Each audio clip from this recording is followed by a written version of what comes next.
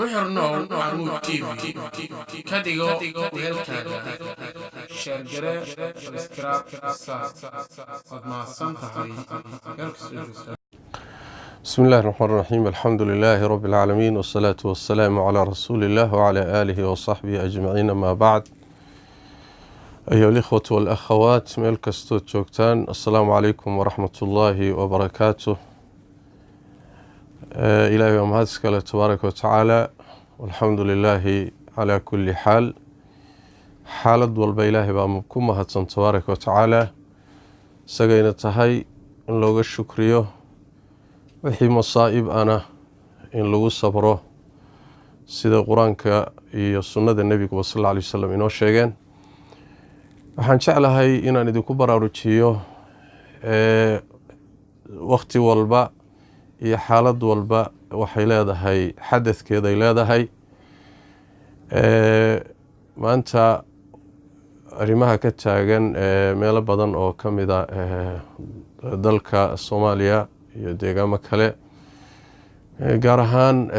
masaa'ibtan fatahaadaha oo runtii ay u daran tahay magaalada Beledweyne iyo Hiiraan waxaad moodaa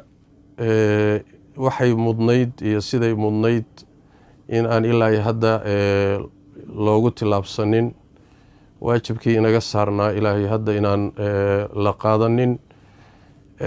Allah tabaaraka wa tacaala quraanka kariimka wuxuu inoogu sheegay mu'miniintu inay walaalo yihiin rasuulkuna sallallahu alayhi wa alihi wasallam arinta wasi faahfaahiyay oo walaalnimadaasi waxay keenaysaa inay isku jir yihiin jirkuna isla xanuunsado haday xanuun yimaado isla soo jeedo isla farxo mu'miniintuna sidaas oo kale Allah tabaaraka wa tacaala walaalnimadooda markuu sheegay nabiguna ku fasiray sallallahu alayhi wa alihi wasallam arintaasi marka waa musiibo runtii caam ah oo dhacday keentay barakac dhimasho keentay laga yaabo inay cudurro ka dilaacaan dad badan iyo ummado fara badan ee deegaankii iyo guryahoodii ay ka barakaceen qaar lala yahay sidaas oo kale markay fatahaaduhu u dhacaan xataa waxa ka dambeyn kara halis cudur iyo khataro badan baa ka dambeyn kara arintaasi waa waajib sharci ah inaynu runtii loo gurmado sidii horey baan u sameyn jirnay ummadda Soomaaliyeed runtii abaaraha iyo fatahaadaha iyo masaa'ibta caamka ah waxaynu leenahay mowqif mid ah oo aynu ku amaananahay diinteenuna amartay oo asal u tahay damiirka iyo walaalnimada inaga dhaxaysana runtii ay keenayso mas'uuliyadda marka in la qaato oo sidii loogu gurman jiray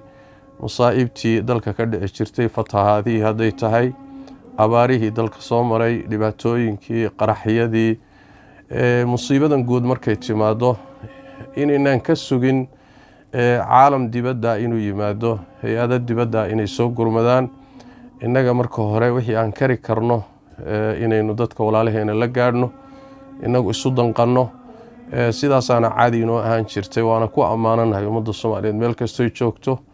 dadka marka qurbaha jira dibadaha jira wadankan hadda aan joogo Kenya ganacsatada iyo dadka jooga Soomaaliya magaalooyinkeeda iyo miyigeedaba dadka jira insha Allah tacaala ha loo soo gurmado ummadaas dhibaatadu gaadhay walaalaheena insha Allah tacaala loo soo gurmado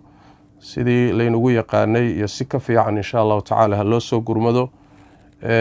hana loo tacaawuno ha laysu kaashado insha Allah in la badbaadiyo ummadda wixii la badbaadin karo xataa haddii guryahoodii dib ugu noqdaan saalix ma aha guryihii oo biyo galeen oo daad galay dib in loo hagaajiyo qaar badan waa burbureen shaki ma laha meeshaasi culays badan baa yaala takliifo fara badanna waa u baahan tahay dadka badbaadintooda u horeeya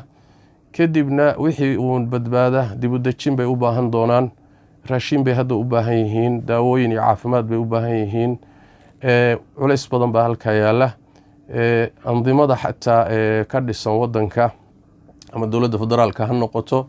ama dawlad goboleedyada ha noqoto ama ganacsatada guud ahaanba ha noqoto runtii waajib iyo mas'uuliyad weyn baa inaga saaran dadkaas in loo gurmado marka insha allahu tacaala hala dhaqaaqo, hala iswacyigeliyo, kulamo iyo shirar hala qabto, dadka si degdega in wax loola gaari karo insha allahu tacaala hala isku dayo.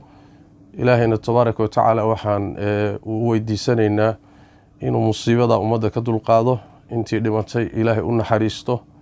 inta dhaawaca ilaahay tabaaraka wa tacaala u caafiyo, inta barakacday ilaahay baradoodii oo nabad qabtay inuu dib ugu celiyo, inagana ilaahayna waafajiyo mas-uuliyadda inaynu qaadanno